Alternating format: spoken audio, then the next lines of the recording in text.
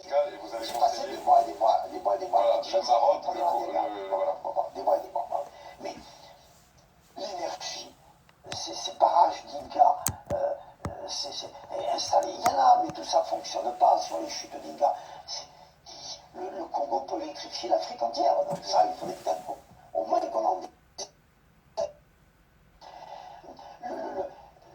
D'avoir des moyens de communiquer et de stabiliser d'abord le Congo, parce que on vole tout au Congo par le Rwanda, c'est bien d'aller pleurer, de dire on n'a pas été gentil avec les Tutsis, etc., etc.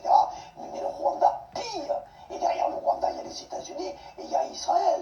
Toutes les nuits, des cols de Goma, des petits avions, et les petits avions qui vont envers, chargés de sacs de diamants. Le cuivre file au sud. Voilà. Bonjour, Topé, bonsoir. Peuple congolais, ça ne pas du milieu ou de l'endroit. Bokolanda biso, en tout cas, il faut expliquer la biso. Édition spéciale. Oyo Topata Kanabino. Les actualités tous les jours qui se passent au Congo. Merci. Nababonné, il y a TikTok. Oyo pe baza ko partager l'émission na biso bisika bozali mbote na bino malamu. Et j'aime beaucoup appeler le jeune congolais de venir nous joindre. Tokofongo la page Facebook moko ou bien habiter ceux qui tokofongo la page TikTok mususu que nous allons appeler plus la jeunesse congolaise de nous joindre. Nous avons la lutte à faire. Nous avons un combat où esengeli to sala biso ba jeune biso bilenge mais et inclure pe génération nyoso tout mobimba lituana ezali fo mboka ezonga na ordre na logique des choses tokoyi ko continuer ko observer kate quelques individus oyo ba moni que l'état mboka et comme il a bien privé ils peuvent décider à tout moment soki bango balingi muta comme ministre akomi soki bango balingi muta comme député akomi sans la volonté réellement du peuple congolais. Alors, je vois déjà il y a un esprit de réveil, hein. Un esprit de réveil ezakoya. Nous allons maintenant articuler cela pour que ekota makasi na kati ya mboka. Voilà. Alors, toko partager le ngona binonini awa na bande ko bozana biso en direct. Toko meka ko partager boyebi que tozali na bino le 11 mai. Il n'y a pas encore eu élection, il y a bureau définitif, il y a Assemblée nationale. Alors, qui bloque qui, on ne sait pas. Et puis, Tokolobe Labino, n'est-ce pas, mbongo, ba scandale, toujours dans Moïbi, régime ya Tshisekedi. Et on parlera de voyage de Félix Antoine Tshilombo à Ohio, dans Brazzaville. Là où il vient d'être humilié par Sassou Nguesso, on ne sait pas le pourquoi, à Bengue itinérant. On va en parler ici. Nous parlerons de Corneille Nangaa qui avance vers la victoire. Corneille Nangaa avance vers la victoire. Petit à petit, l'oiseau fait son nid. Et petit à petit, Corneille Nangaa avance pour conquérir le territoire. Il y a Congo Nenga conquérir Yango. Et puis, on parlera aussi, nous parlerons aussi, Wazalendo, Komiko Bunda Bitumba, na FARDC. Vous avez vu les images, ils ont tour dans les réseaux sociaux, militaires envoyés par Tshilombo, Utaki Kabeya Kamwanga, Kangi Bango pa Wazalendo, Baza Kosala Bango interrogation. L'État, Fatibé, voilà. Aimez, s'il vous plaît. Aimez, s'il vous plaît. Vos j'aime nous fait quand même du bien.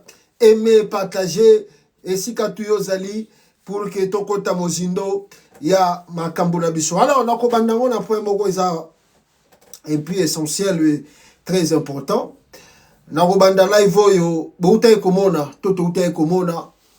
Dossier, il y a Nicolas Kazadi. Dans le chiffre, Kibiso, 400 millions de dollars pour des projets. Il y a lampadaire et puis projet, il y a forage, il y a maïs, il y a fourrage. Bon, notamment Nicolas Kazadi alobi abimisaki 400 millions T, mais selon le chiffre bimaki montant par montant ezalaki au total 80 millions de dollars. Après scandale et révélation, Nicolas Kazadi a essayé de justifier cela. Cela n'a pas marché, cela n'a pas tenu.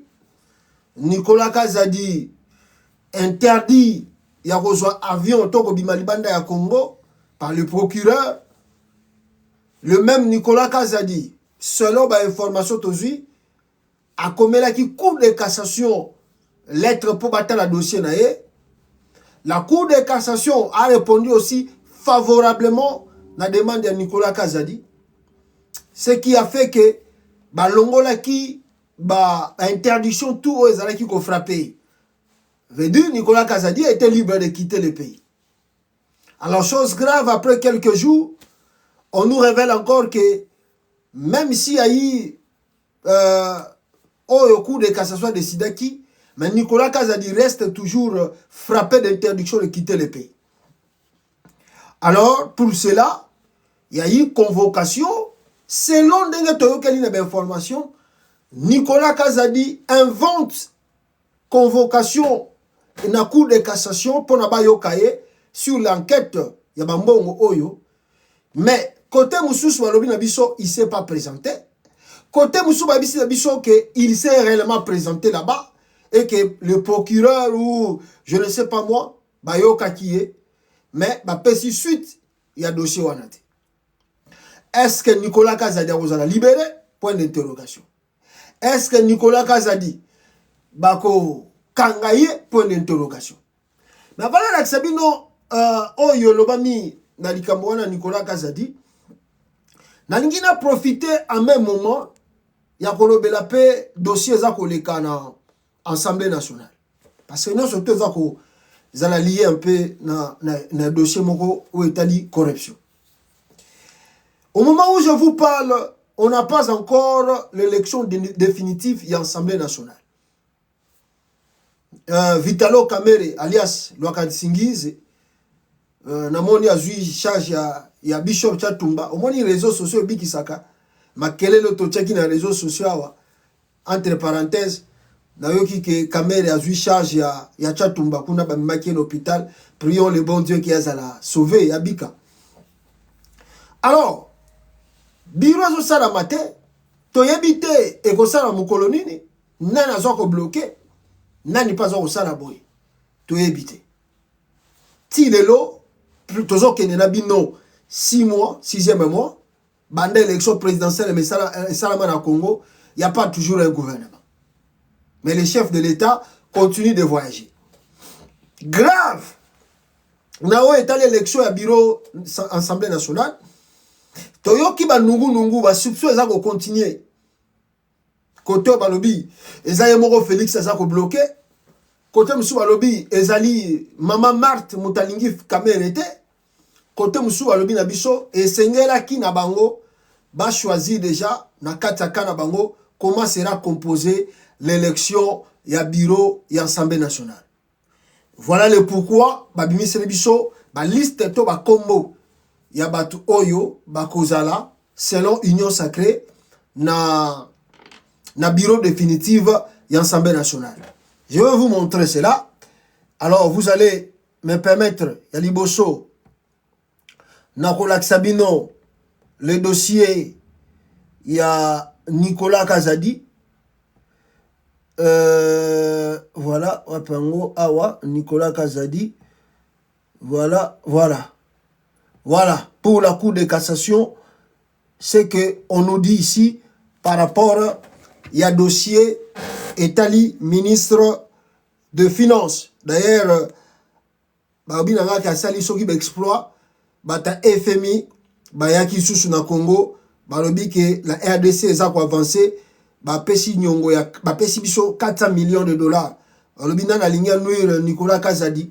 Bota la FMI et Pesibiso 400 millions de dollars. Et les Congolais sont contents. Bazoa au Kabelabango 400 millions de dollars, ça va faire quoi au Congo? 400 millions de dollars. Et vous savez, nini? Bazo CP là. Voilà, écoutez ici. Le dossier de Nicolas Kazadi. Dans la Cour de cassation. Le ministre Nicolas Kazadi a été convoqué par les enquêteurs judiciaires afin de fournir en urgence les pièces justificatives des paiements et les informations sur la fixation des prix de forage. Cette convocation a eu lieu au parquet général près la Cour de cassation ce vendredi 10 mai 2024. Il s'agit du début d'une procédure judiciaire qui pourrait éventuellement conduire à l'inculpation de coopérants. Le bique dossier bandit, alors tout le monde a peut-être et comme Mabiso Tiba inculpé Nicolas Kazadia Kota prison. Wana Sinabisibino, on saute cela. Alors je vous disais sur l'élection de Vital Kamerhe, Loaka Singize, qui bloque, qui freine. Alors Bande Konangai, depuis avant-hier, na megaye kota lisabino yango pour que binope boyeba ni neza koleka na Assemblée nationale ya Congo makambo ndenge Félix aza kosala. Soyi botali wana babi na biso boy. La lutte acharnée entre Vital Kamerhe et ses rivaux Kabuya et Mbosso retarde la mise en place de l'Assemblée nationale. Découvrez comment le manœuvre politique secrète et des alliances complexes plongent le pays dans un vide inquiétant. Donc, le rival entre Mbosso Nkodia et Augustin Kabuya plus Vital Kamerhe, yango déjà ko empêcher la République tozala na bureau définitif et Assemblée nationale ya Congo. Mais c'est frappant parce que si Congolais normal, vous vivez dans un pays, quelques individus, je dis bien quelques individus, en otage. Donc, lokola bango, bazoyo kanate, le pays aussi ne peut pas avancer. Non, on a habité à vivre à une époque nini, ton siècle nini. Que lokola Kamerhe, na Mbosso, na Kabuya, donc Kabuya qui veut dire Kabuya veut dire Félix Tshisekedi, qui veut dire Kabuya veut dire Maman Marthe, donc lokola bango bazoyo kanate, mboka eza bloqué. Assemblée nationale paix et gozo birote. Et on laisse faire. On laisse faire. On laisse faire. On trouve ça normal et les journalistes écrivent cela. Au lieu que les journalistes à Congo basent gros mots contre tous ces individus-là qui freinent le pays, bango bazo monongo normal. Hein? Ah, balingaka Kamerhe était. Ah, boye boye. Au moins, il bataille des pèses. Bazalaka toujours ingrat. Eh, boye boye. Les gens trouvent cela normal. Non, mais c'est pas possible. Ce n'est pas possible. Mais à la fin de compte, on nous signale, il paraît. Bayokani, il paraît. Bayokani, pour nous composer sur le bureau définitif et Assemblée nationale. Bayebisibiso Awa, le nom ici présent, il y a un monde qui composé bureau définitif et Assemblée nationale. Oyo, Bazali, Ko Sala, Naebite Mukolo, il y a jour nini, il y a élection et Ko Salama. Alors écoutez bien. Bureau de l'Assemblée nationale, il y a les tickets, il y a Union sacrée. Donc, Bango ne va décider, il y a une composition à gouverner, il y a l'Assemblée nationale et Gozala. Alors, qu'est-ce qu'ils nous disent? Leur ticket est là.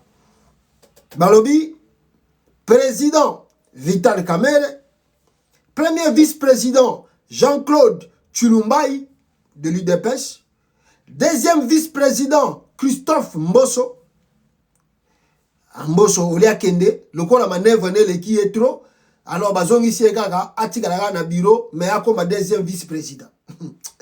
Rapporteur Jacques Joly, questeur Serge Bayati, moi na Bayati Lukwebo, donc il fallait satisfaire ba besoin Batutu. Et puis questeur adjoint Madame Bemba. Madame Bemba n'a habité, Madame Bemba, est-ce la femme de Jean-Pierre Bemba? Est-ce Moutoumoro y a famille à Bemba? Je ne sais pas. Bon, je ne dis pas que la liste ici est fixée, mais selon la rumeur, le ticket gagnant de l'Union sacrée, Yangoana. Donc, pour que le bureau l'Assemblée nationale ait siégé, il fallait satisfaire les besoins de tout le monde.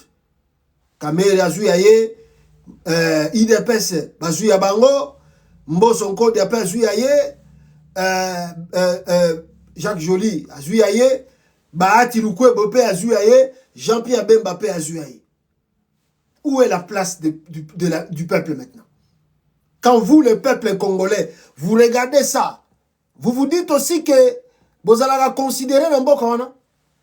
Quand vous, le peuple congolais, vous regardez ça, Bomi Talipe Yope ou le bigène congolais, au Taliban, est-ce que la politique du Congo là est concernée un peu biso peuple?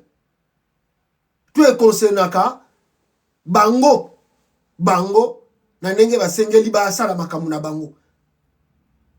Les gens ici, même si bavani na biro wana, ils ne serviront pas les intérêts ya yona ngai. Ils serviront les intérêts personnels, individuels. Il y a un groupe politique na bango. Ils ne sont pas venus pour servir la nation. Pour se servir, ne bango baï. Voilà le pourquoi je continue d'insister que la jeunesse congolaise doit se réveiller. Trop c'est trop. Tokoyu ko vanda raboyete, total rabatona bazo sala biso ba film et autosomona. Pourquoi je dis encore ça? Mais bino moko ba utu ko yoka. Na utu ko lo ba makamba Nicolas Kasadia. Mais est-ce que boyebi ke na l'Assemblée nationale Banda Augustin Nani, Mboso Nkodia, avant qu'il y ait la présidente de l'Assemblée nationale. Alors, il faut que Baba Mituka aider à travailler à l'Assemblée nationale. Banda Kokendo Kozwaka Bango, na Banda Kuna, na lieu Sengeli Bazwaka Bango, pour Bayaka na Bango, na Moussala. Ils ont demandé à son nom, Mboso Nkodia, Basengi Basomba, Bamituka po et ça la transport et Assemblée nationale. Mais, mes frères et sœurs, combien oyebimaki na kesi ya l'État pour esomba Bamituka et Assemblée nationale? Balobi Fuba Somba 28 bus, 12 coaster et puis 14 minibus. Au total, il fallait qu'il basomba. Mboso a sengi que le gouvernement a décaissé 90 millions. En français, il y a France. En français, belge, 90 millions. Mboso Nkodia a sengi 90 millions de dollars. Peut-être Funa Laksango pour bomona pour tant que zolo ba makambo yo tous anabino na page moko. Voilà. 90 millions de dollars pour acheter 26 bus. 14 plutôt 16 quaster, non plutôt. Oui, ils ont combien? Voilà, ils ont 12 quaster et puis 14 minibus. Mboso. Ona, omoni ba bitu kana bomoni wana. Obozomona na parking wana. Donc Mboso alibaki fuba sombango. Na o wana musuwa mulai, o milai wana 12, ba quaster wana il faut la 14. Mais à 90 millions de dollars. Shiko boyoka, scandale. Sur 28 bis wana, o bango ba sombi, ba bimisi 90 millions de dollars. Donc ce qui t'a évalué,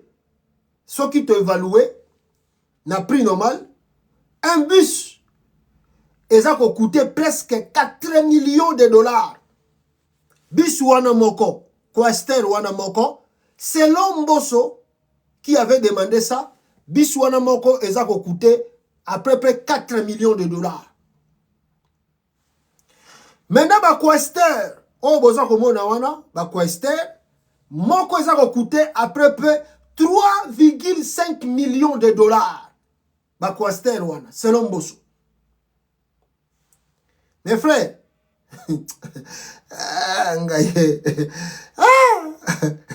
non, on joue avec le peuple congolais. Vraiment. Moi, je ne sais pas si Moni batwane ba weleli nana obima président, vice-premier, vice-président, deuxième vice-président, Kester ba ye pour ba iba. Pour ba continuer qu'on s'enrichir tandis que le peuple congolais a continué qu'on sera toujours pauvre, malheureux. 4 millions pour Nabissi moko. 3 500 000 pour na Kwaster moko. Ah! Mini bisouana. Vraiment, Namboko yo. Procureur Azali. IGF Azali, ce qui IGF Azali. Namboko yo. Bakou ya justice, tout ça, Ezali. Donc, Mbosso, Azamuta Fati Beton. Bakanga misu na bango, mbongo pe kenda na ngokabo. Et le monsieur va encore revenir pour assiéger na bureau Assemblée nationale. Qu'est-ce que vous attendez? Bino ba Congolais, biso ba Congolais, na bateau yo, ba yesusu, ko servir mabumu na bango. Est-ce que si vous regardez très bien, vous ne voyez pas que nous sommes dans un cercle vicieux? Peuple congolais. Bozo monate que nous sommes dans un cercle vicieux. C'est-à-dire de père en fils. Ils ont kokota. Et c'est le même nom. Ils ont baluka, ils ont tourné en nini. Ils ont tourné dans la carte politique à Congo. Donc s'il n'est pas président, il est vice-président. S'il n'est pas vice-président, il est soit ministre. Seulement le même nom. Mais qui ne font aussi rien pour l'avancement du pays. Rien. Rien. Rien. Ah! Namona Kiawa, comment s'appelle ce monsieur? Avant le Belaye, Boyo Kana nous composition à l'élection à travers professeur Delvos Kitoko. Boyo Kana, prof Delvos Kitoko. Et puis, to le Bela Poemoko rapidement avant Toko Tabapoem sous ses capitales. Définitif, Kamoulette à la Cour constitutionnelle. Boyo Kana. Excusez, la Cour constitutionnelle. Toutes les opérations électorales, Kadima Kazadi. Publication des résultats définitifs, Kamoulette à la Cour constitutionnelle. Sécurité à l'élection, Até Peter Kazadi.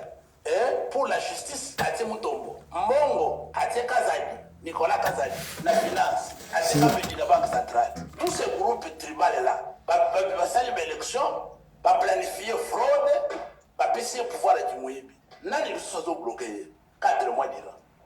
Olanda ki balobi ndeko Joseph Kabila azali na sima ya rébellion ya ndeko Corneille Nanga toko tapé na situation sécurité. Donc Kabila aussi azana maboko na kati na bato batangi Olandi même si bazaba présumé innocent ndeko Luba et les autres bango bazo bloqué. Bon, on comprend déjà pourquoi la émission que depuis 2018 tu les lots tout ça quand a président élu Moko. Parce que les lots ceux qui ba congolaises na ba congolais balingi ba reprocher ndeko Joseph Kabila. Azana malamu na ye na mabe na ye. Mais mabe ya munene Kabila asali contre ba congolais na mboka oyo ezana 2018 a organisé élection à Tchilombo à la tête du pays et les malheurs de ces pays.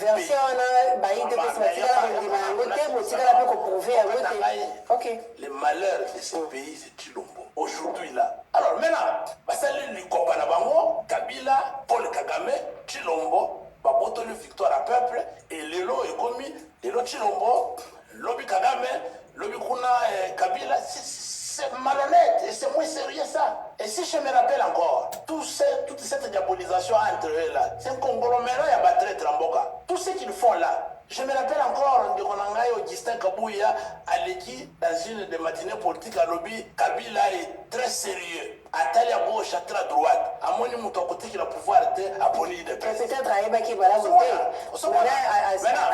tout ça aujourd'hui, on pense que les Congolais sont des bêtes, tout le monde a oublié, c'est Kabila qui bloque, c'est Kagame qui bloque, malheur, il n'y a pas Congolais les lots. Et où tu as triomphé, il y a Paul Kagame, Joseph Kabila, et puis. Mais Kabila, c'est se détacher na bango nyonso parce que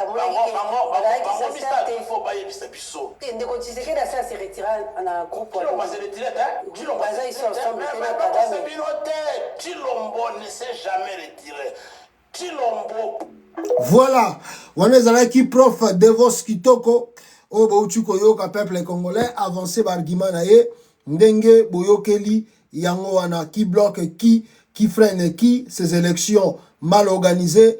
Yango bomoni même le monsieur ici qui était aussi candidat gouverneur, il y a gouverneur plutôt, il y a pays, il a osé nakombo ya vide Chimanga le vide akenda iko porter plainte contre Augustin Kabuya na cour constitutionnelle je crois.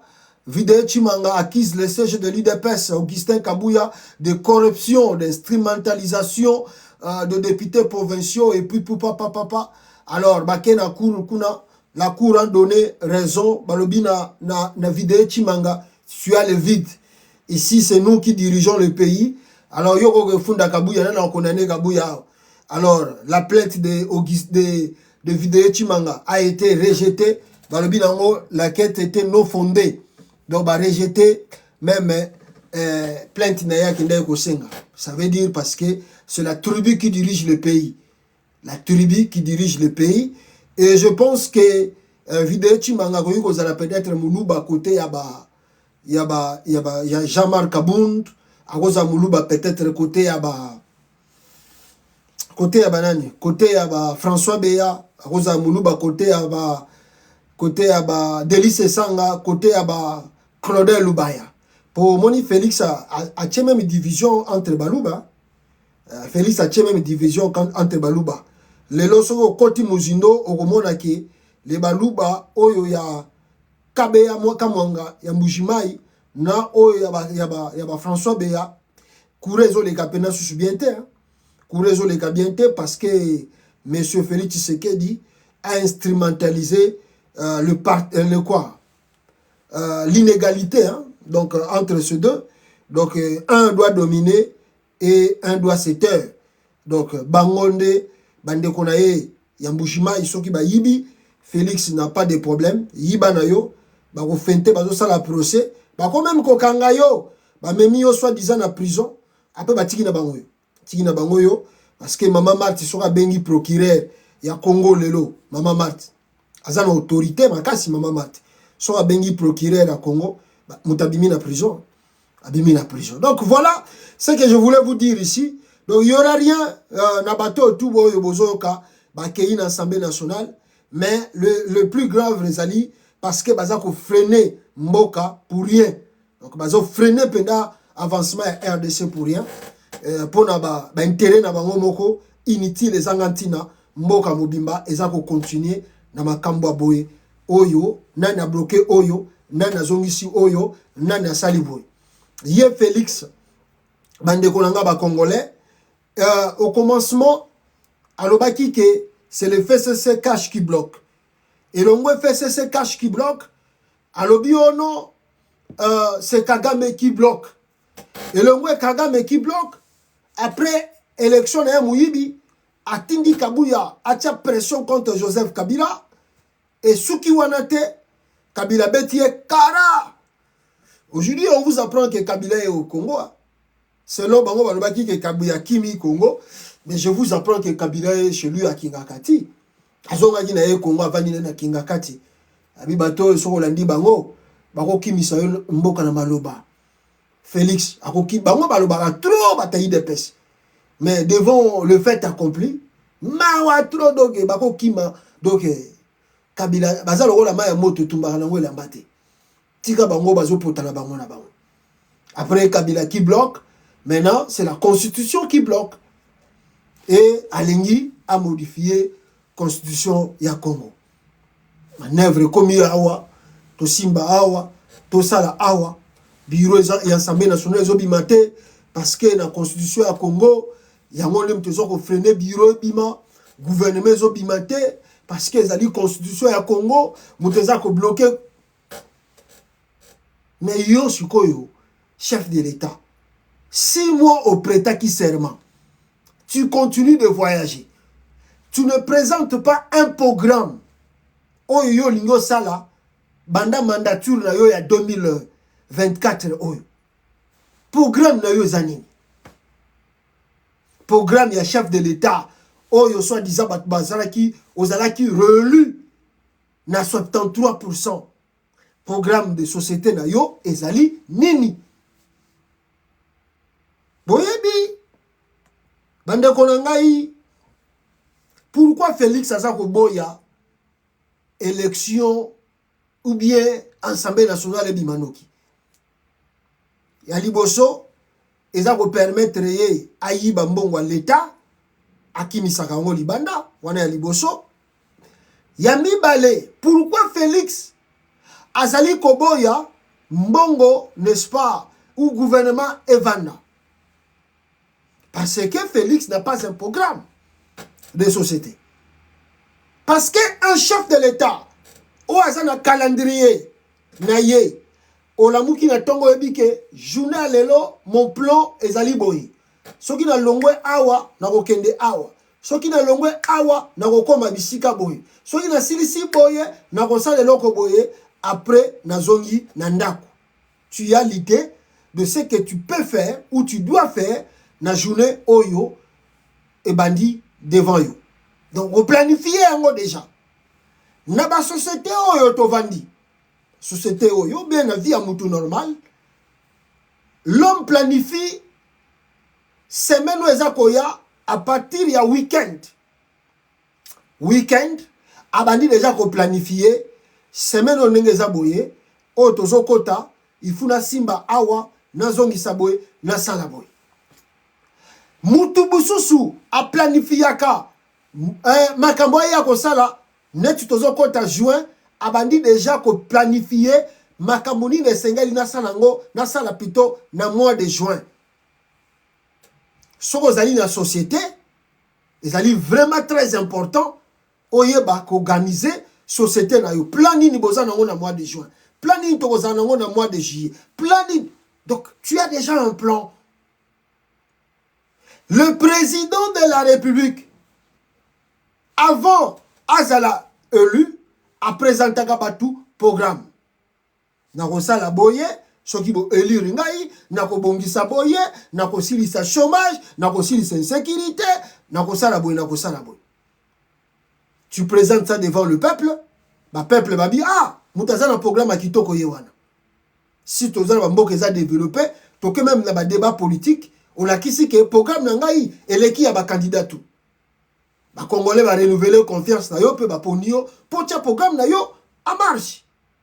En place. Mais souvenons-vous bien, na ebite so na rappeler bino. Félix na moment ya campagne de 2023, il n'a pas présenté un programme de société. Na ebi programme à Félix Tshisekedi na 2023 na moment ya campagne électorale. Alakisa ba tout programme na ete. Il n'avait même pas un programme. Son programme est là qui est basé, il y a Kolobelakaka, insécurité. Nakolonga Kagame, Nakosisa Kagame, consolidons les acquis, consolidons les acquis, consolidons les acquis. Quels acquis que nous allons consolider? Toyebite. Guerre, oh, Nakokota Rwanda, Nakosaram. C'est ça le programme de Félix Tshisekedi pendant la campagne de l'électorat de 2023. Le monsieur a complété seulement dans le stade de martyrs. Oublions les passés. J'ai compris, Berer Nanga est le passé. Nako répété, Ango li sous-souté, Nako tchaboye, Nako salaboye. Mais le programme n'existe pas. Il y a le vide. Maintenant là, pour mettre un gouvernement en place, Félix a peur. C'est-à-dire, là où il se réveille tous les jours, Félix a zoye bate. Ce qui gouvernement bimi, toko banda liboso na eloko nini. Priorité na biso, chantier na biso liboso, ce qui gouvernement bimi, ezali nini. A éviter. Plus le temps passe, plus Nicolas le Kebele, gouvernement ezako yate, yezako profiter na ye, azako tirer largement bénéfice pour justifier devant les médias. Pourquoi le gouverneur Zobimate ce n'est pas moi, le gouvernement, la première ministre est déjà là, ce n'est pas moi, c'est la constitution maintenant. Nzokande, ce sont les compétences qui bloquent que Mboka ait avancé. Je vais partir plus loin. On est ici de 2018 à 2023. Au bandit 2024. C'est aujourd'hui que vous avez remarqué que la Constitution, oh, ils en ont un problème. Oh, Bolingi, bo amender, bo modifier. Dois-je rappeler à Félix Tshisekedi que non? C'est la même Constitution et on aime de commissaire président. Et dois-je rappeler à Félix Tshisekedi aussi que hier, dans le moment où Joseph Kabila Zaki président, Bango bataille des pes. Naïe Félix, complice, Vaner Kolingate que Kabila touché la Constitution à Congo. Comment lui maintenant est chef de l'État, commence à avoir l'idée qu'il va changer la Constitution à RDC. Et là, quand Bango Babundi, c'est la Kabila. Alors, on l'a changé, il y a une exécution. Deux vidéos, Boyo Kapito le bela quelques mots avant de compter un point, Moussousou Oyo, Ezali, capital Awa. Bande Konangai. Voilà, première image. Il y a Félix, non, Oyote, Zela, Nazoyango, Awa, pour que Binope Bomona, ce que je vais dire ici, sur prétendue modification, il y a constitution, c'est pas ce qui n'a... Voilà, je sais pas, attendez. Tomega Rozoyango, Awa, c'est que Félix Tshisekedi nous disait en son temps sur la modification de la Constitution, comment ils étaient opposés à Joseph Kabila, Yakosala Yango, mais Lelo, Ye Félix Tshisekedi, Alingi Asala Yango, pour justifier que Mboka Sokezo Bongate et comme constitution t'es sous ce problème, faut changer yango. Papa, Soko Moni Loko Zoko Kate, Balobagatika. Suivez Félix Tshisekedi, comment il était contre Kabila.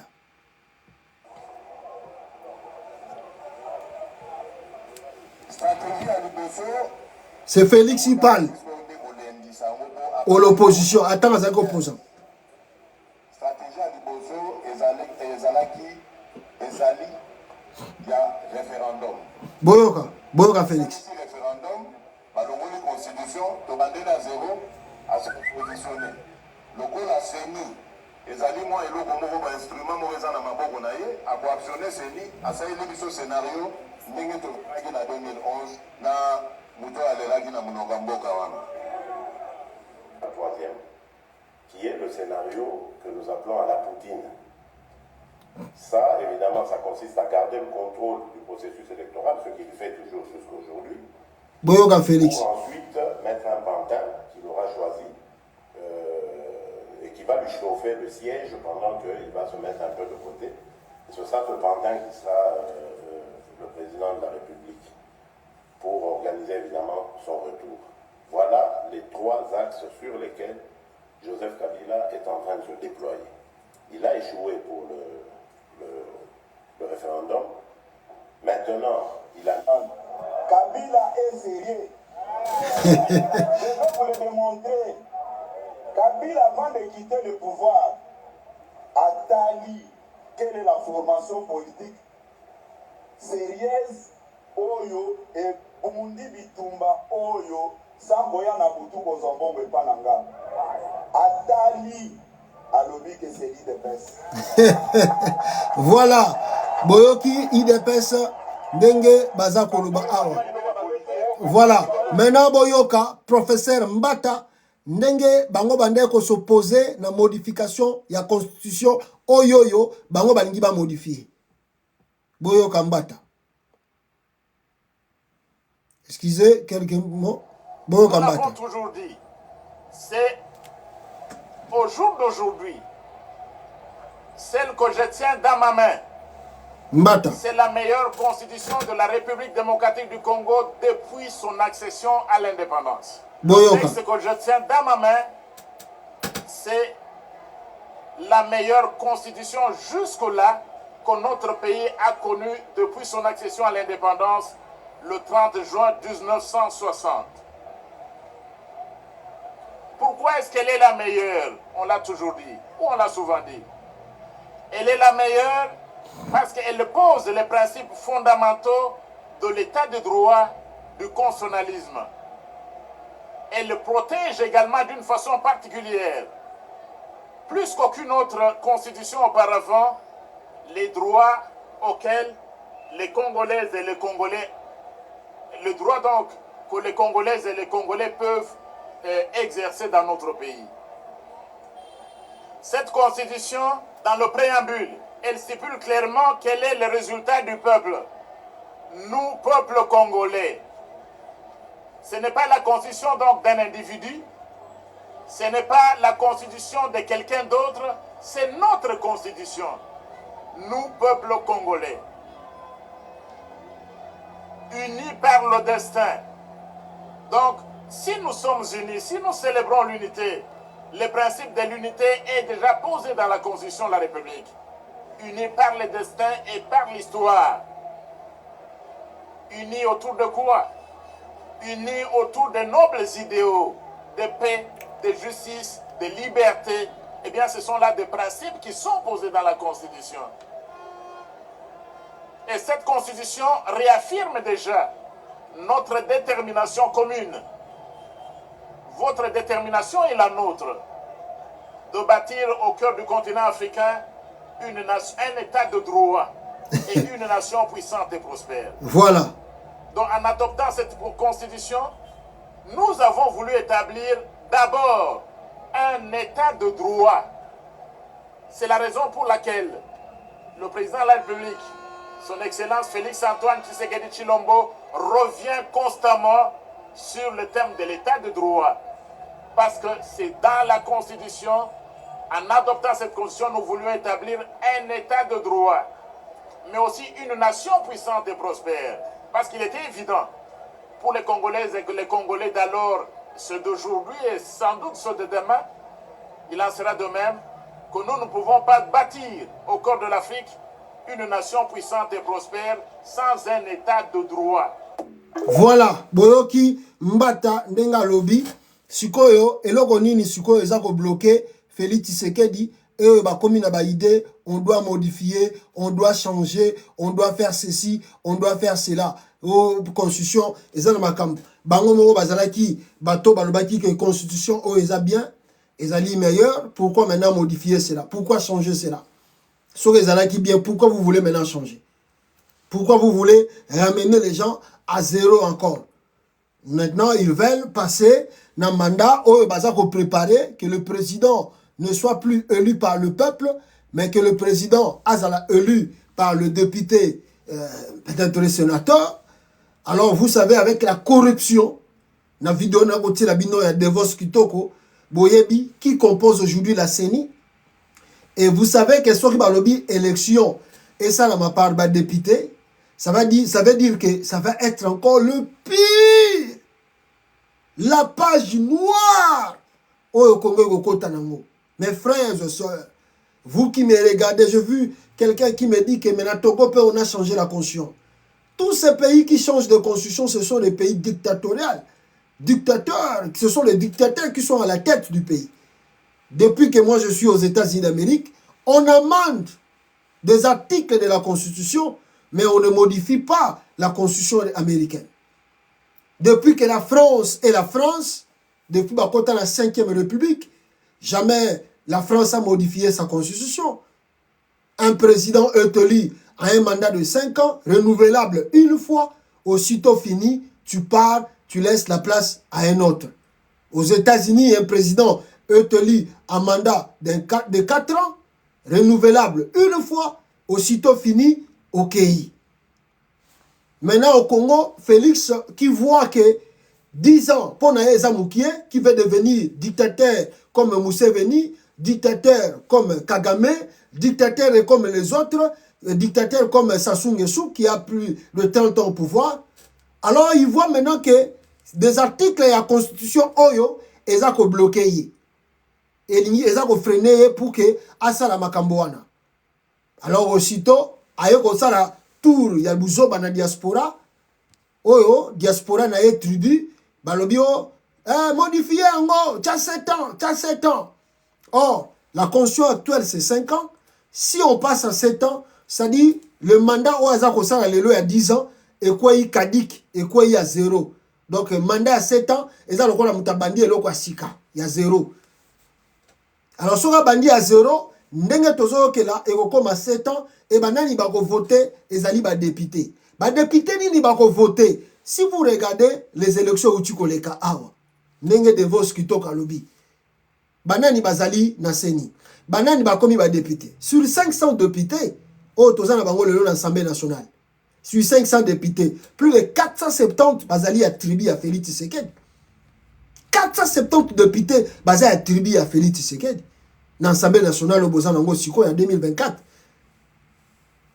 L'opposition, dans l'Assemblée nationale, azaka 23 députés, 30 députés. Si je na bakseli bango kutu 30 députés à Pamba, ils vont faire quoi? Na Sénat, opposition azaka na 3 sénateurs, na kata Sénat mobimba. Opposition azaka na 3 sénateurs. Ba osala miracle ni ba osala kuna. Miracle ni ba osala.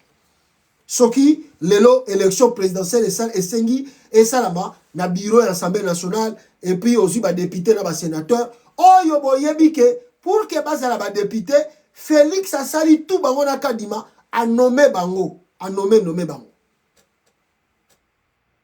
Pourquoi nommer bango? Parce que yeba dit que tozo na plan de modification à la constitution.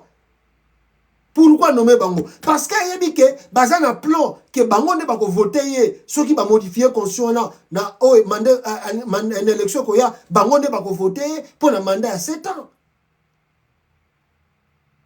Yango ana nomaki bango. Et plus grave encore, le nombre de mandats d'un président est comme illimité. Le nombre de mandats d'un président de la République, ceux qui vont modifier la constitution, leur plan est allié comme illimité. Donc quelqu'un peut être là jusqu'à ce que peut-être la mort écoute na mutu mboka ndalongwe. À moins que la mort. Et joyeux. Excusez, voilà. À moins que l'iwa et à kokutaye si mandalongwe. Ceux qui liwa ezate avant dina ewana. C'est qu'on a c'est quoi. Nenge basasu bazo sala naba kakami. Voilà les plans de Félix Tshisekedi. Que chaque Congolais doit comprendre et doit se lever pour barrer la route à Félix Tshisekedi. Barrer la route à Félix Tshisekedi. Et nabanevre nae politique, comme avait dit Honoré Mbanda, Zambo na otchela bino peut-être une vidéo si on a le temps, na makamba lobaki na biso awa. Voilà. Alors, tokotana mozindo ya eloko na ngina loba awa. Ya liboso ezali toyoki ba bruit makelele ezali ebele surtout na batu ya Sadek balobi ke bazoya kosala ou bien babandi front contre le pays. Donc babandi front kuna balobi ba kosala front pour na ba changer ba donne na Congo wana bata Sadek. Maintenant moi je voulais que biso na binoto comprendre bato ya Sadek basala ki communiquer pour na koya koloba na ba congolais ke ba kosala bitumba. Est-ce que c'est pour le moment où bandenge na yoki ba journal muso yobi ke Sadek a bandi front na est ya pays? Je ne sais pas s'il comprend les enjeux. Il y a front au bango balingi ba banda na Congo. Parce que les enjeux, il y a Congo et RDC lelo, ils ont blaguité. Je ne sais pas moi si l'EAC qui a voulu comprendre les enjeux là s'est mis un peu à l'écart tant que Félix a moni ke bazo sala bitumbate. Que Félix a robenga ba sud-africain baya kosala front. Je vous garantis ici, il y aura des pertes de vies humaines d'un côté à SADC comme vous n'avez pas l'idée. Je vous garantis. Il y aura des... Si la SADC, qui général na bango ou tu ça la communiqué, alobi ke bazo banda so qui front pendant tout monde na ngolé sur le terrain, ndenge bango balobi na communiqué c'est en anglais. Moi peut-être na la sabino yango tozo temps mingi ya ko pencher na ngo ezate, mais c'est en anglais. La SADC alobi ke bazo banda front aux côtés à FARDC contre les Nanga et les autres. Mais moi je dis, si réellement la SADC veut commencer la guerre là, mais je vous garantis, ça ne va pas être facile pour eux. Le Congo, je le dis toujours, Congo est le continent. Et si vous regardez ce coin-là de la République, ceux qui ont tali coin wana yamboka, beaucoup se rendre compte que bazamba eza minene na kata Congo. Ba forêt eza minene na kata Congo. Et à tel point, ceux qui bandi front, bat makosa na bango ka repli, ba ke na bango na ba montagne, ba vandi na bango na ba montagne. Ba kosa na bango ka repli, ba ke kota na bango na ba zamba, ba vandi na bango na ba zamba. Maintenant dites-moi, bogo atteindre bango ndengeni. Vous faites le front pendant la journée, pendant la nuit et ils reviennent. Ba combattre bino na butu, na tongo bazongi na bango na ba zamba, bazongi na bango na ba forêt. Bazongi na bango na ba montagne. Je ne sais pas comment la SADC va le faire. Naïbité, on verra. Mais moi je dis, si la SADC s'engage, ils paieront le lourd tribut na engagement na bango ya front oil. Et ils vont regretter cela. Leur pays va regretter belé parce que il y aura beaucoup de pertes de vies humaines inutilement pour rien. Même si AFC a connu nanga Babokufa, mais disons la vérité, SADC et Pedre Batou et Belé. D'ailleurs, la stratégie Yabananga, tant que SADC alinga qui attaqué Bango, et là on Bango Basalaki. Ils ont arrêté quelques militaires sud-africains. D'ailleurs, au moment où je vous parle, l'Afrique du Sud a déjà perdu plus de 2 militaires déjà dans côté Wana. La Tanzanie a perdu plus de 3 militaires. Donc pour dire déjà que Bitumbana bozo lingabo bandeza blakité. Eza masekité. Alors, on verra. Ndenge bango bako s'engager dans front et quel sera le résultat. Il y a front au bango babandi. Mais je répète ici, il y aura beaucoup de prises d'otages. La zone est bien contrôlée, bien minée. Il y aura beaucoup de prises d'otages. Il y aura beaucoup de pertes de vies humaines. Donc, la SADC doit bien réfléchir. Le combat ici, Batutu Balobeli Yango. Batutu Balobeli Yango. Et la communauté internationale, Baebisi Félix Tshisekedi, tu dois le faire en passant par le dialogue. Il faut dialoguer. Solo là, Luka Nengo Kosala, pour aussi ça va quand. La guerre, peuple congolais, la guerre n'a jamais résolu un problème. Bitumba Mogote et Yakana Mondawa et si saka bitum et si saka guerre. Non. Jamais. Fronyo surtout, soki bo bandiango, fuboye bango ke ba conséquences dango ezali après. On verra comment la SADC va faire cette guerre-là et comment il va récupérer le territoire déjà conquis par Corneille Nanga. Bakendaki na Angola, Angola médiation échouée, chantage à Félix Tshisekedi échoué. Namoni o non, tout si tu es ici Bangolais, tu allé prêt, ya kobimisa ba FDLR na Congo, tout ça la plan pour na ba FDLR ba bima Congo. Je ne sais pas aussi comment ba ko ça la plan wana.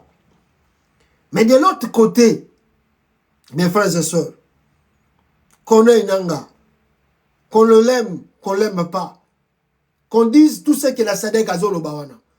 Mais Nanga continue de recruter, continue de mobiliser. Nabakwen o ibango bazali. Je vous montre les images. Il y a Bissika, on connaît Nanga Zali. comment de jeunes batondi ebele lelo na front et baza ko rejoindre mouvement M23 il y a accès à connaître. Je rappelle ici peut-être pour la meilleure compréhension, la guerre là au bozo kalilo et c'est changé forme nango forme liboso ezalaki le Rwanda mais tant que lokola nanga asi a se positionnaki na mutu ya coalition wana AFC M23, la guerre n'est plus rwandaise. La guerre devient congolais. Les autres qui sont mécontents, la façon dont le pays est géré, batombo ki bake konso minduki. Donc le problème devient congolais que vous devez régler. Entre vous, fils du pays.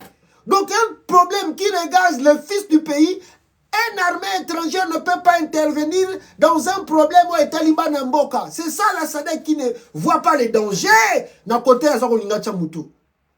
Et assez ça expliqué qu'il y a Félix. ABC Félix, problème oyo, tozo ça la zone de tampon, boyo kanana bat oyo, to évacuer bango bisika olingi, to siri sa dossier oyo. Ya lobi na ko ça la front, abengisi SADC. SADC a ça la front. Total aye, ndenge ba ko suka na yango.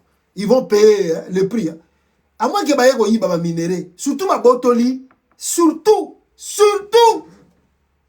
ba botoli ba minéré à Rubaya. Boyebi pourquoi SADC a le bien ça la front? Parce que Rubaya est kei.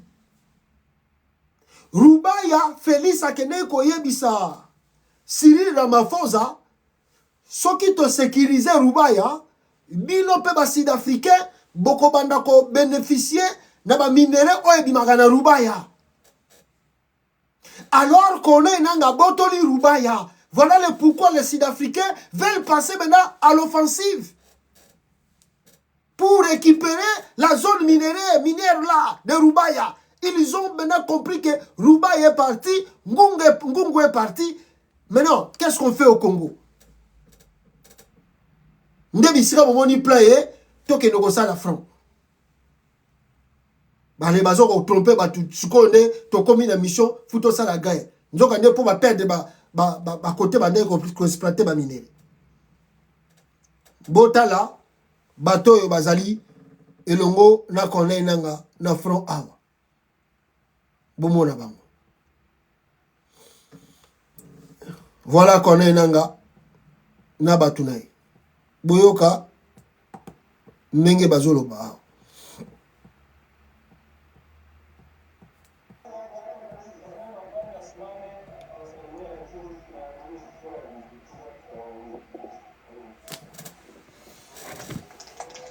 Causerie morale de M23 et la population na bazone ba occupé.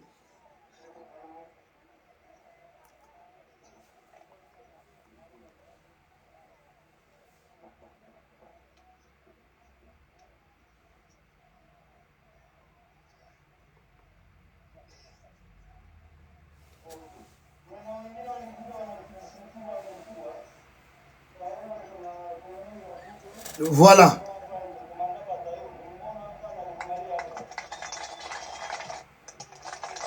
Vous avez présenté Batuna Bango. Voilà, Batuna Bango Bangoana.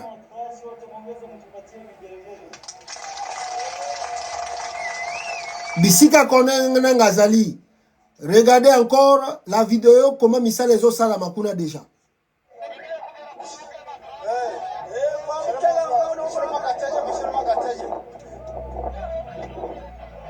Bota la bisika nanga zali misala ezo sala.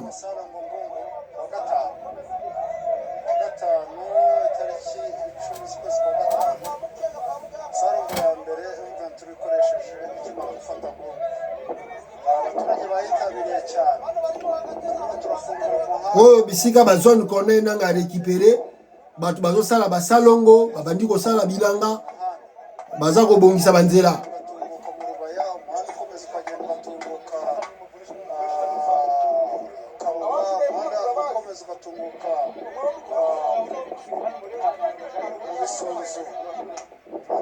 Allez, bata SADC, boya bombarder bango.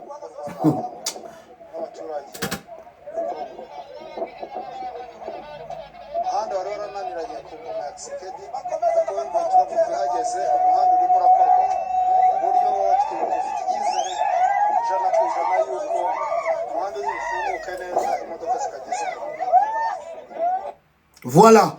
Et puis, la dernière vidéo, regardez comment d'autres jeunes à partir de Ngungu baza ko rejoindre Corneille Nanga. Non, oyote, on a kozongi lango, mais bato baza ko rejoindre Nanga bango. Voilà. Vijana wanajitolea kutoka Ngungu. Vijana wa Ngungu. Bato baza joindre Corneille Nanga. Vijana kutoka Ngungu. Bauti Ngungu baza joindre Nanga. Ya AFC M23. Hawa ni vijana wote, hizi pikipiki zinabeba vijana kutoka Ngungu. Kujoin chama cha M23 AFC. Ozomona bato bazo kende pa Nanga. Bajani tu bakepa Nanga. Wao wanaingia kwenye kikundi cha majeshi M23 AFC. Voilà. Alors, Togota la Sadek Nenga Rosala Bitumba. Donc, la guerre ici, peuple congolais, je peux vous dire, ici a changé stratégie. Moi, je pense que Félix déjà a échoué. Parce que Nanga plus avancé et a contrôlé ma minerai à Congo. Ça veut dire que si tche biloko wana, que Sadek sera meki à la surpris. Parce que rappelez-vous très bien, la Monescu à Lobanabino, que Minduki Oyo M23 Azana Ngolelo, même Biso Bata Monescu, tout ça la front à Bangote. Alors, et plus les jours avancent, plus ils vont récupérer leur territoire, plus ils achètent des armes. Ils achètent des armes. Ah, bon, la front, on verra la suite de cela.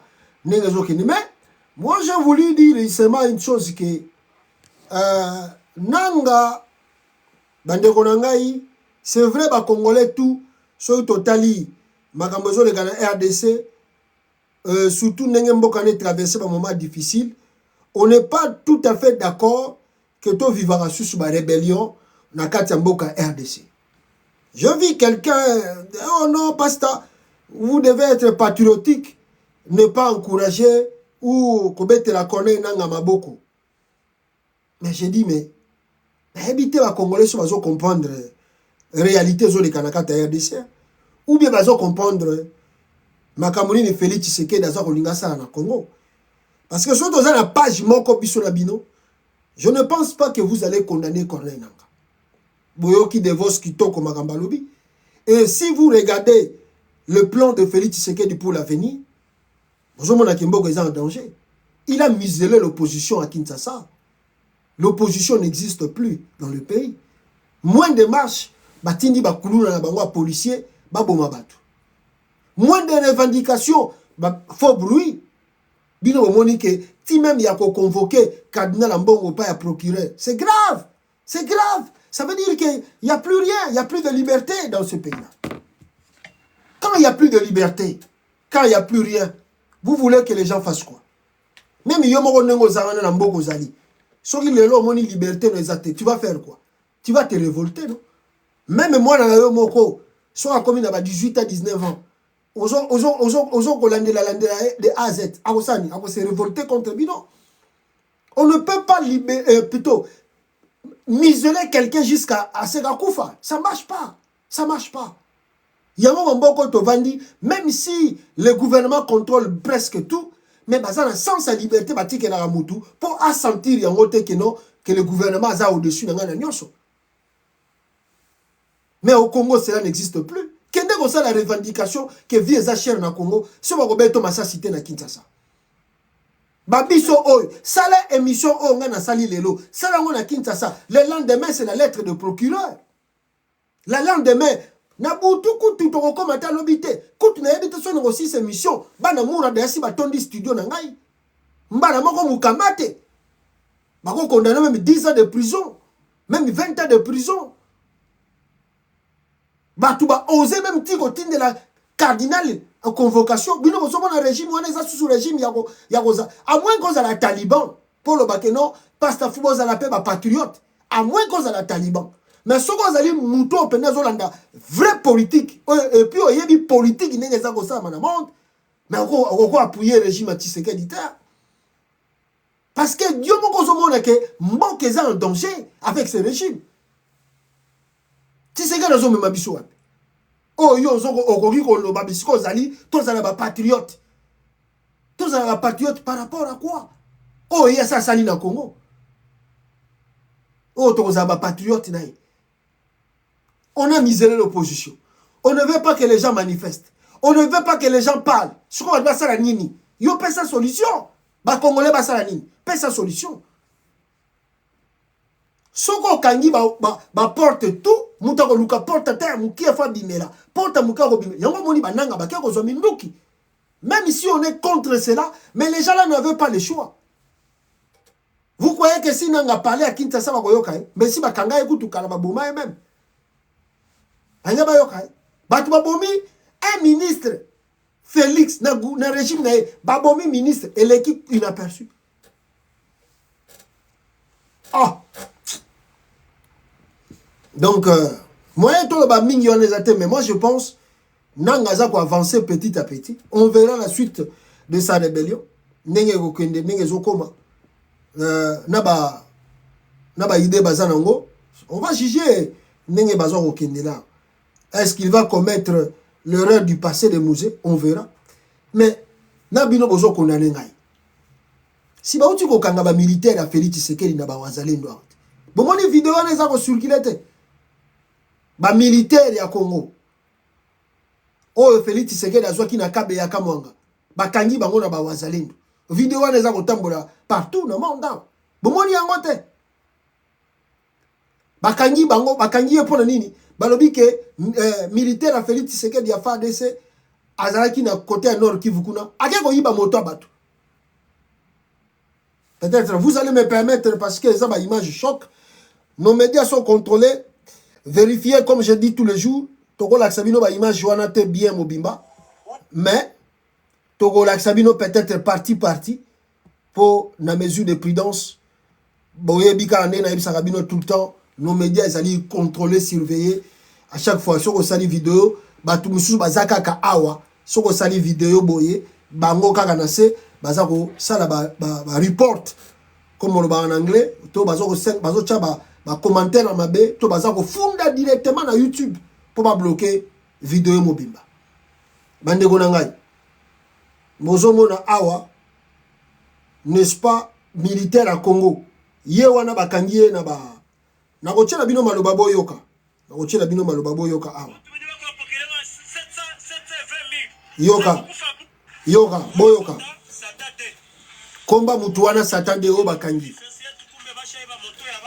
Aibi motabati. Bazo yiba biloko ba.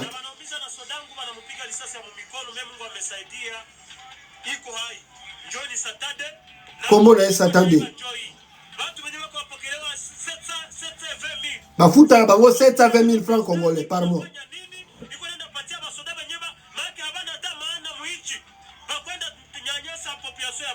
Bazo nyoko la population batu. Kombo na Satande. Satan est mususu azali. Bozoko c'est la ba wazalendo makambo. Kombo nona nyoka.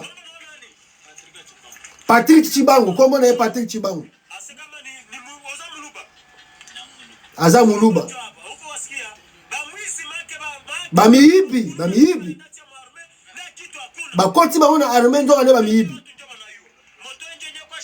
Mota batu bayibaki yango wana moto wana bozomona. Bayibaki.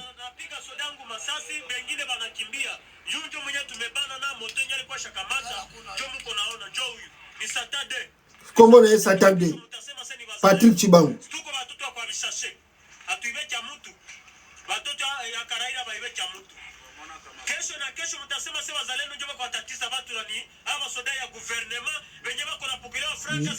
Bozoko c'est la wazalendo makambo.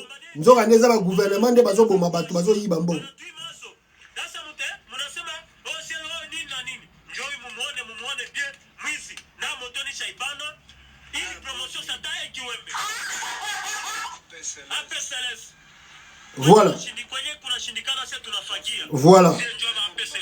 Voilà. Boyoki yeyo Satan 2. Kombo na Patrick Chibangu Satan 2. il y a FARDC. Aza militaire à FARDC affecté dans Nord Kivu. Bande konangai. Aouta kabe ya kamwanga.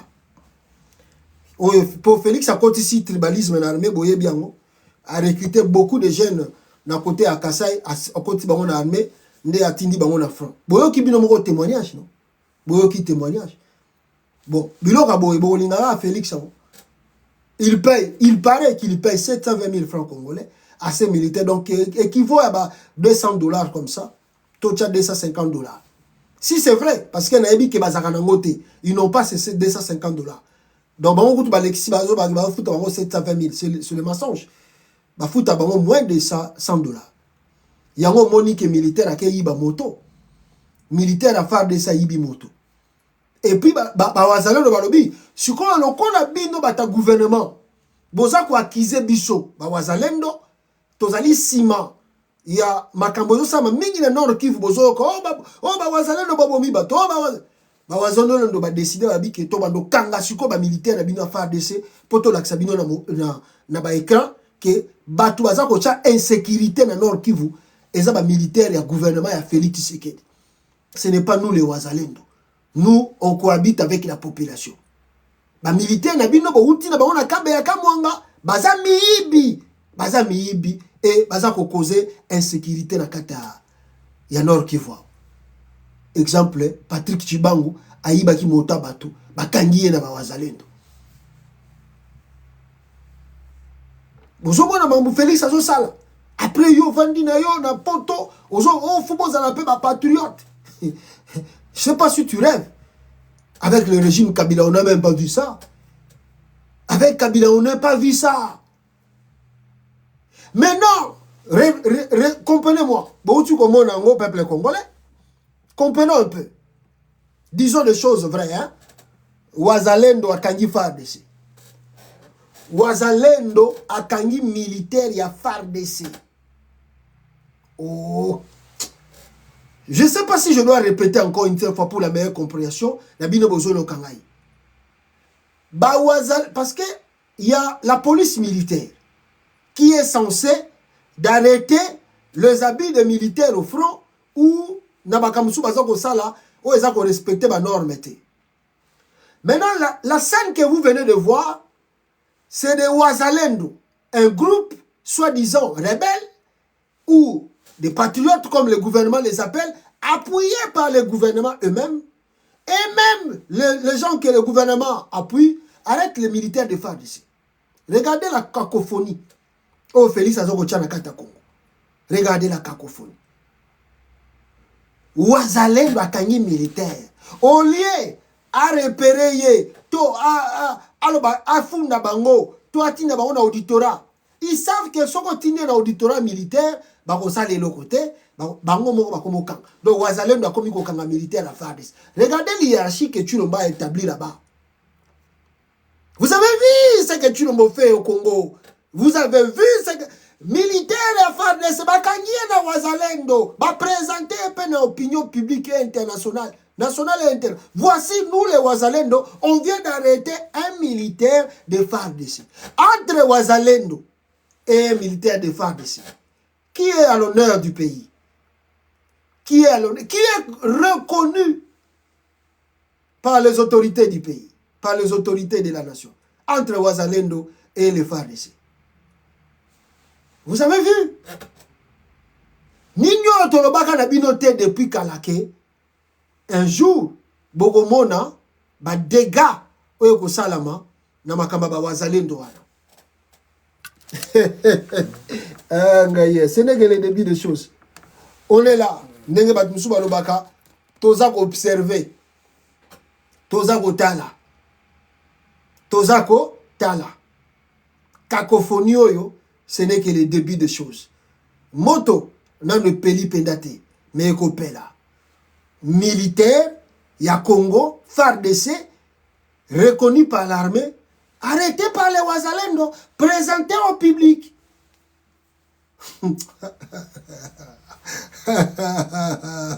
Non, Fachi Béton, comme à 7 ans, Vandanayo, Tshilombo qui tue ce pays. Il n'a rien. Ce monsieur est un vide. Vide. N'a surtout. Il n'est rien. Les Congolais, béton. Béton. Tribu, hein? Pas tous les Congolais. Des Congolais de tribus. Il y a une région à Yende, vous, les gens peut-être minimiser acte. Peut-être les gens vont minimiser acte. Un militaire, il y a phare d'essai arrêté par les Ouazalendo. Bon, non, je ne sais pas ce pays-là.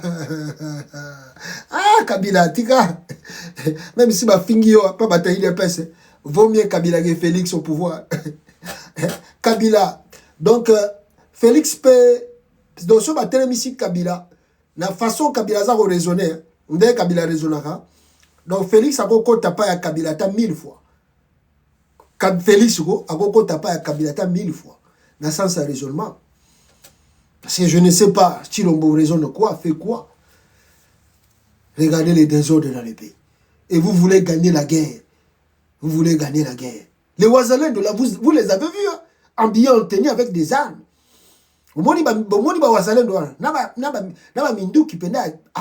Des armes de guerre. Hein.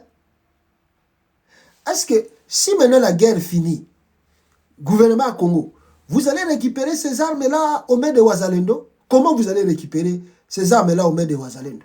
Ceux qui le lobby Tumba, ou M23 Syrie, vous récupérez Mindou qui ont un négli na maboka par Ouazalendo.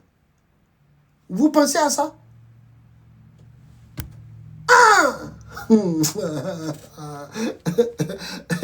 verra la suite des choses. Voilà, rapidement ici, Bande peuple congolais, nous avons un grand dossier du jour. Oyo Euti Koleka, na Congo, Brazzaville. Oyo Félix Tshisekedi, sans gouvernement. Le monsieur continue de voyager partout au monde. C'est comme ici, à Ebine Lokazako Salate. Tous les jours, le monsieur ne sait pas là où il est. Il ne s'attendait pas qu'un jour dans la vie, à cause de la présidente de la République, Talatina, Azako se comportait comme un petit chéguin voyou, mais avec l'étiquette, il y a président de la République. Bande Gonangaï, Félix Tshisekedi a voyagé à Brazzaville. Et tant qu'il a commis à Brazzaville, peuple congolais, d'ailleurs, à la descente de l'avion, je crois qu'il a été accueilli par, je ne sais pas si ce monsieur-là est ministre de Brazzaville, ou Yambaki Félix Tshisekedi. Et dans 4 aéroports, tant qu'à Longwe, dans le salon d'honneur, il y a l'aéroport à Oyo. Et après quelques interviews, quelques minutes, il y a poignée de main, à Kendai Kokutanana Sassongesu. Mais la vraie question, avant de balancer une image, Ezali Komituna, Félix, Bande Konanga, Bande Konanga, Bande Konanga, Bande Konanga, ba Congolais, Bino Bozola Nanga de partout. Awa. Si Félix a outi Bruxelles, Awa, il n'y a pas cela, même pas 2 semaines, non? Pas 2 semaines. Je ne sais pas même si il y a une semaine de coquille. Banda Félix a outi voyage, il y a Poto, Awa. Où il y a Kedaki Allemagne, aïe France, et puis aïe Bruxelles. Il n'existe même pas 2 semaines, Bande Konanga. Tous à l'état honnête envers nous-mêmes. Azuni kaka lobby na Congo. Kaka lobby awa. Yé moko lususu Félix azui avion akati susu akati susu oyo. Qu'est-ce qu'il est venu faire à Kinshasa maintenant? Aïe lukani na kata Congo. Et lobby nango batebele bazolo bakino Félix Tshisekedi est venu en visite officielle au Congo. Il est venu en visite officielle, accueilli par les autorités en place. Parce qu'on ne sait pas si réellement ce monsieur est président. S'il arrive même à s'asseoir dans sa maison. Yo outi voyage. Et puis dans quatre voyages aux Alaki dans la Libanda, tu as appris que ba outi bombe kwei na esika moko na territoire na yo. Et bomi batebele. Au lieu que yo président, lokolo zongi, olobaki na biso ko kati voyage wana pona urgence ya o eleki na mboka. Au lieu que zaki lukuta, ozalaki nono na Bruxelles, osali anniversaire ya mwana na yo, après ozongi, quit okangi aéroport, avion lekate po batba mo na yote ningo zo kita na Kinshasa. Olie wana, olie sikoyo, ozwa avion, okende ti bisika, bombe wana kweyaki, et puis on consolé la famille wana étant que chef de l'État. Non! Oleki ce qui 5 jours, ce qui 6 jours na kata capitale, au juste sous avion, ok na yo oyo. Peuple congolais. Vous avez vraiment un président au Congo, un chef de l'État, qui connaît ses prérogatives, qui connaît sa responsabilité. Quel est ce président qui peut voyager comme Félix Tshisekedi dans le monde? Tu veux quoi? Tu cherches quoi? Tu veux quoi? Tu cherches quoi? Même si les gens peuvent te respecter, même si les gens doivent t'honorer, à des fois ils sont aussi fatigués par tes multiples voyages. Tu les fatigues trop. Je dis que Macron lui-même a rappelé à Félix Tshisekedi que non, il a effectué plus de 4 voyages en France pendant qu'il a commis président. Or que Macron, depuis que Macron est président, il est arrivé à Kinshasa qu'une seule fois. Mbalamoko. Mais il y a Félix a en France 4 fois déjà, Macron a commis président. Macron a rappelé Yango. C'est trop, c'est too much. 4 voyages, Tinda Pataba délégation. Ok, Bruxelles. Au lieu que le président Mobimba a sali déplacement à Bruxelles, non pour rencontrer les autorités belges. Non pour rencontrer les autorités belges. Le président de la République a sali voyage à Bruxelles pour rencontrer la diaspora tribu Babendelie Moutouachi. Babendelie Moutouachi, Nakata Sal, Bagangelie, changer constitution, Azongi Congo. Président. A celui-ci wana, a quel anniversaire à moi nanaï. Ça c'est sérieux ça. C'est vraiment sérieux ça. Ça c'est vraiment honorer même titre qui président. Honorer la République du Congo. Où un président ne s'assoit même pas pendant 1 mois ou 2 mois dans son pays. Il doit toujours partir ailleurs. C'est sérieux. Peuple congolais. Avant l'accabino non ba image ya oelekina oyo wana. Tikala l'accabino la différence tangu bayamba ki Félix Tshisekedi bomona ki tapis rouge ezala quitté. Bato lobi on ko ça de l'autre côté. Ba président pe musu bayamba bango sans tapis rouge. Mais vous allez voir quand Macron a reçu Jinping, le président chinois, bomona tapis rouge ndenge salaki na kati ya Élysée kuna. Attendez, je vais vous montrer pour que bomona binope boza kolandanga awa peuple congolais. Bomonango comment Jinping, le président chinois, bomoni tapis rouge. Bomoni tapis rouge yangwana.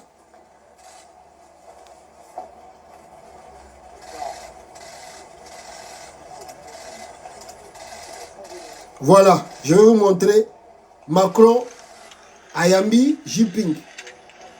Attendez, c'est là, excusez-moi. Bota la tapis rouge. Bomoni tapis rouge. Bomoni yango. Bomoni différence. Tant Bayambi président. Nande Bayambi Félix Tshisekedi.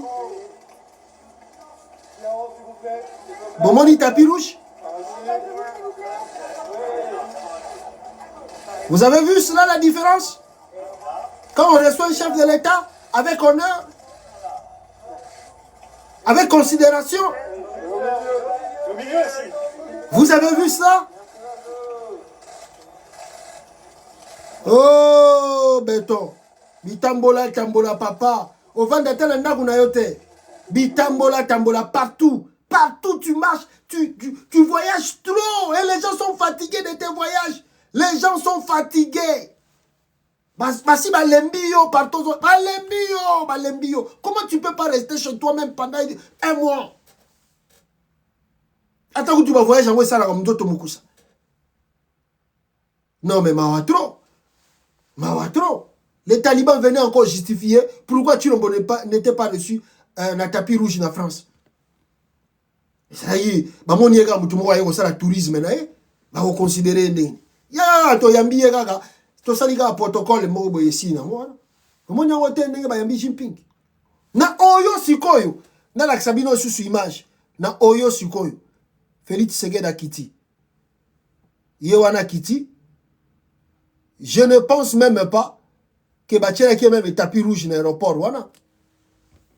Na oyo wana Félix Tshisekedi Akiti. Bachela qui est même pas tapis rouge. Bachela qui est même pas tapis rouge dans l'aéroport. Wana. Il n'y avait même pas quelques délégations. Juste ministre wana. Oyo bomoni yena Félix Tshisekedi a basali poignée de main. Yena mtayambaki. Sans tapis rouge. Sans ce qui le coup nini. Bomoni on normal. On est habitué de le voir tous les jours. Attaquer bon on s'en à 2 mois, 3 mois, il y a le sous. Il voyage trop. On ne sait pas qu'est-ce qu'il cherche. Un aventurier tout fait. Yewana. Na oyo. Na oyo plutôt na ba oyo. Hein? Fati Beto, tu veux quoi, papa? Tu veux quoi? Tala président. Itambola. Maintenant, peuple congolais, Sassou Nguesso, pour nous ridiculiser, Félix Tshisekedi na voyage na ye. Boyoka, terme oyo, Sassou Nguesso, alobi tanga zoko pesa na Félix Tshisekedi, accolade pour ya qui ko zoine aéroporté asala yango ne bandeli mais le roi la ligne ko voyager trop ça sunge so linga su ko aéroporté boyoka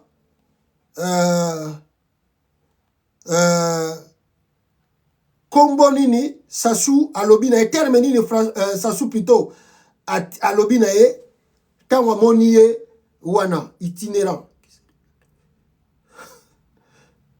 donc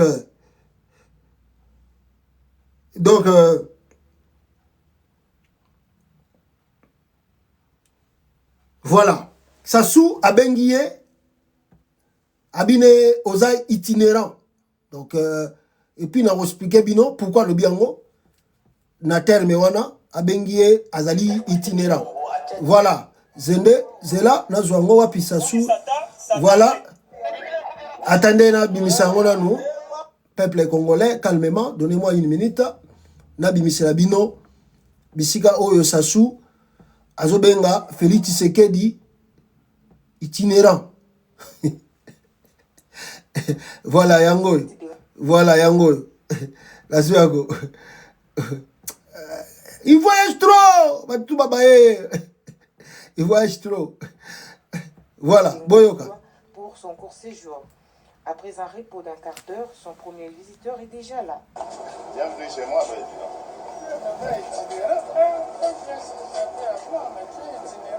Tu es itinérant. Ça soit habitué, tu es itinérant. C'est là la bandera de sous. Habitué itinérant. Au site de Ngolodois. Ah, Bose Abina Bozola Naga, la bimise la binango. Ça soit habitué que tu es itinérant. Tu es itinérant.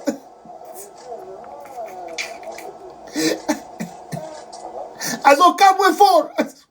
Au site de Ngolodois pour son court séjour. Après un repos d'un quart d'heure, son premier visiteur est déjà là. Yoga Sassou. Tu es vraiment itinérant. Tu es vraiment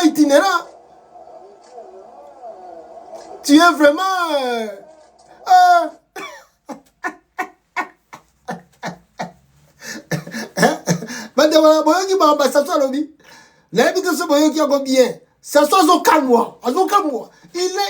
il répète le mot itinérant 3 fois. Ah, tu es vraiment itinérant.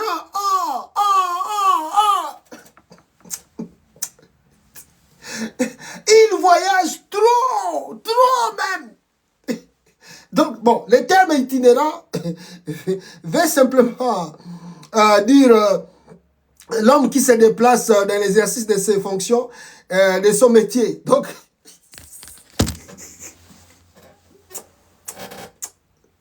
c'est pas possible.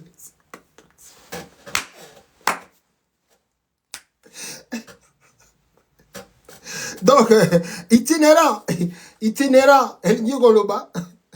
qui qui se déplace dans l'exercice de ses fonctions, un ambassadeur, bon, on peut aussi appeler un ambassadeur itinérant, qui se déplace, donc, qui se déplace dans l'exercice de ses fonctions, de son métier. Donc, il voyage trop.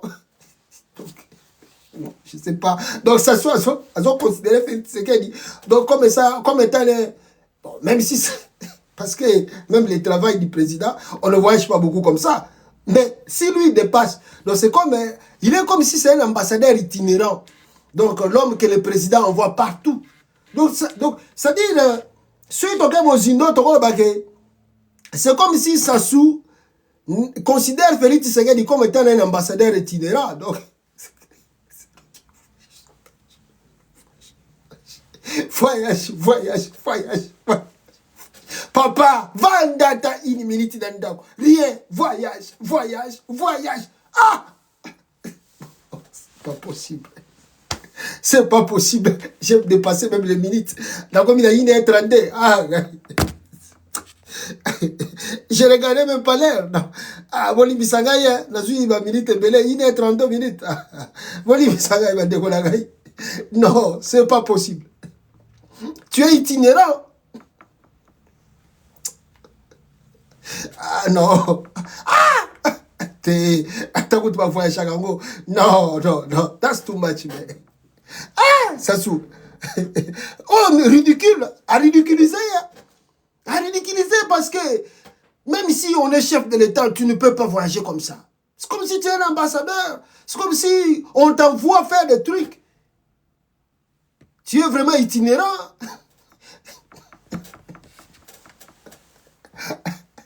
Ah, ça sous. Pourquoi moi?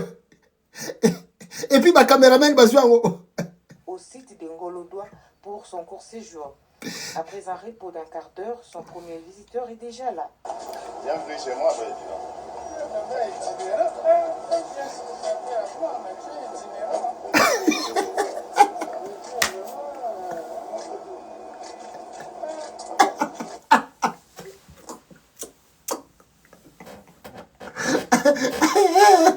Ah, fatigue. Non, c'est pas possible. 1h34. Voilà, merci beaucoup. Nabino Toubolandi Bisso, peuple congolais. Le livre arrive toujours, mon livre arrive. Mon livre arrive très bientôt. Erobima, les endroits où vous pouvez acheter le livre. Merci beaucoup de nous assister. Moi, Nazobino Taming, sous ces 1h34 minutes, presque 1h35, c'est beaucoup, c'est too much. Merci beaucoup. J'ai essayé de limiter, mais Makambezaki et Bélé, il fallait quitter le bas, surtout que le Bitokuta n'a quitté. Donc, à la prochaine, peuple congolais, na édition Moussousou Oyo Bokolanda Biso. Tokuta Nimbala Sima, ciao. Merci beaucoup, Bandega TikTok. Plus de 3100 en direct de TikTok. Merci.